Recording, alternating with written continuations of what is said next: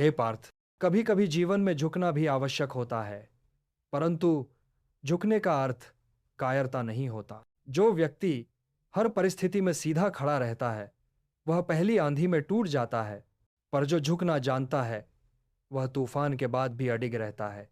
देखो पार्थ, धनुष की डोरी को देखो, जब वह झुकती है, तभी बाण अपने लक्ष्य को भेद पाता है। यदि वह तन जाए और झुकने से इनकार कर दे, तो वह टूट जाती है। इसी प्रकार मनुष्य को भी जीवन में उतना ही झुकना चाहिए जितना उसके धर्म और विजय के लिए आवश्यक है। पर याद रखो पार्थ, यह झुकना किसी के चरणों में दास बनने के लिए नहीं, बल्कि रणभूमि में शत्रु को धराशायी करने की नीति है।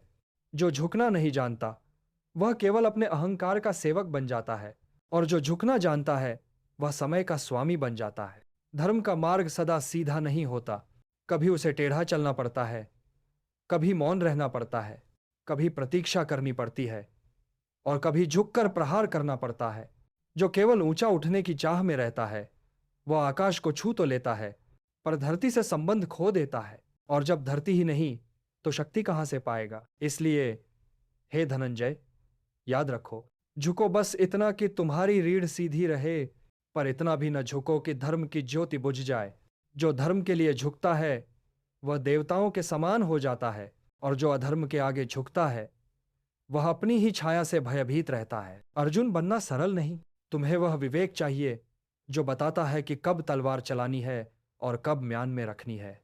जब समय छोटा हो तो धैर्य से झुको, जब समय उचित हो तो उसी झुकने की स्थिति से प्रहार करो।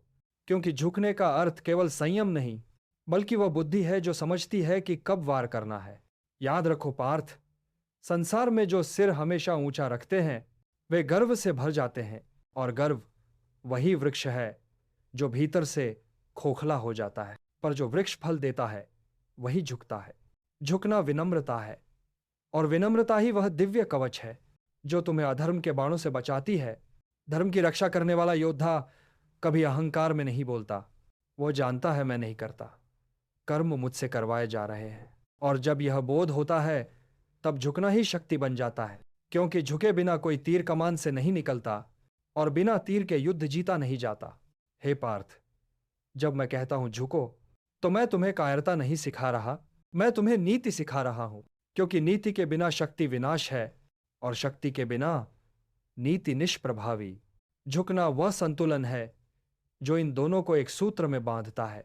सोचो अर्जुन, जब तुमने मेरे आगे झुककर प्रश्न किया था, हे केशव, मैं क्या करूं, तो क्या तुमने अपनी वीरता खो दी थी? नहीं, उस झुकने में तुम्हारा बोध जागा था।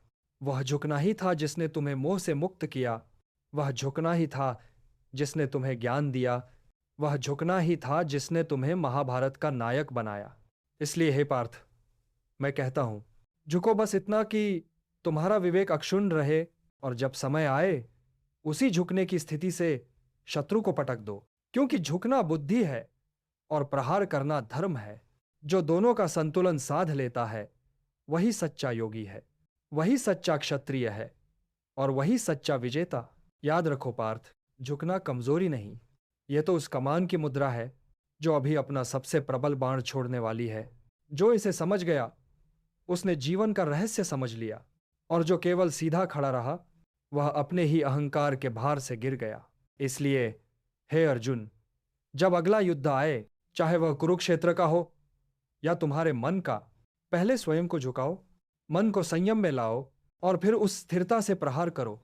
क्योंकि झुककर किया गया वार सटीक होता है, और धर्म का योद्धा वही होता है जो जानता है कब झुकना है, कब उठना है, और कब प्रहार करना है। धर्म सदा झुकने और उठने के मध्य स्थित है। जो इसे समझ लेता है, वह स्वयं ईश्वर का प्रिय बन जाता है।